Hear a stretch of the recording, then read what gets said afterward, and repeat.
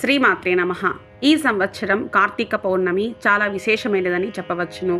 పౌర్ణమి ఘడియలు నవంబర్ 15వ తేదీ శుక్రవారము ఉదయం 6:19 మొదలై మరుసటి రోజు అనగా 16వ తేదీ 2:58 ముగుస్తుంది. కార్తీక పౌర్ణమి శుక్రవారం భరణి నక్షత్ర యుక్తేన వచ్చింది.